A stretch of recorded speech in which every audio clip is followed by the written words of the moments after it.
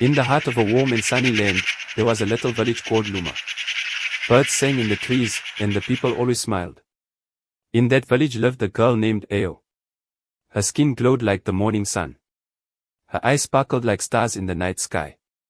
But what made her truly special was her heart. She helped old people carry water.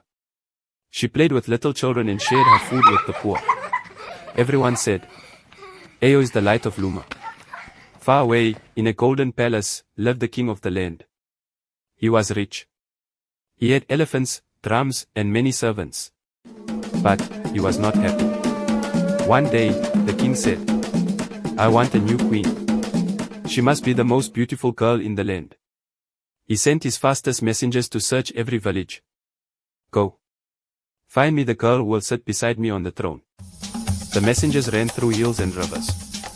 And then, they reached Luma.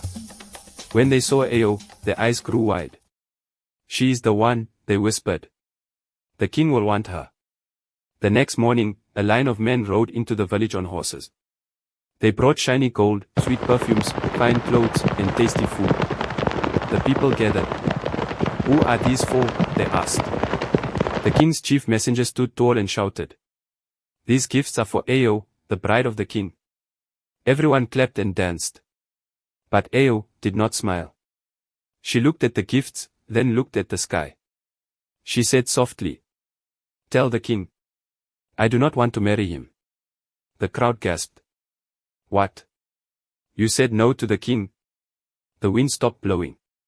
Even the birds were quiet. People ran to Ao's house.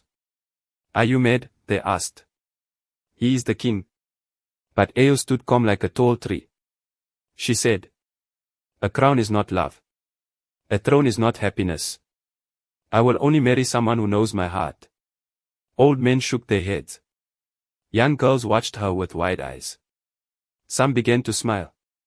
She had said what no one had ever dared to say. Back in the palace, the king sat on his big chair. He wore red robes and a crown of gold. When he heard Ao's answer, he stood up in anger. What? A village girl said no to me, he roared.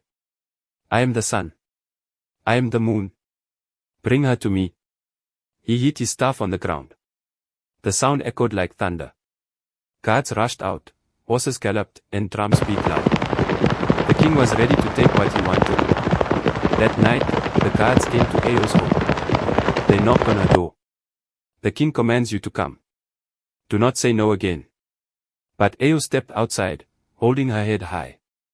Her voice was soft, but strong. You can take my body, but not my heart. I will not marry a man just because he wears a crown. The wind blew around her. Her eyes did not blink. The guards looked at one another. They had never seen a girl so brave. And slowly, they turned and walked away. The next day, a gentle old woman with grey hair and bright eyes came to the palace. Her name was Mama Titi, and she was the wisest in the land. She walked slowly, leaning on her wooden stick. When she reached the king, she bowed and said, O mighty king, you are strong, yes, but love is not something you can order. A true bride must choose with her heart, not from fear. The king looked into her kind eyes. The fire in him began to cool. That night, the king sat alone. He looked at the stars and thought of Ao. She is brave. She is honest. Maybe, she is too good to be forced. The next day, he called the village and said, Ao is free. Let her be happy. I will not take what is not given with love. The people cheered. They began to dance, sing, and thank the king for his wisdom. Time passed. The rain came and went. One day, a young farmer named Kola came to Luma. He had kind eyes and a warm laugh. He and Ao became friends. They told stories. They worked together in the fields. They laughed under the stars. And slowly, their hearts grew close. One day, Kola said, Ao, I do not have gold or a crown.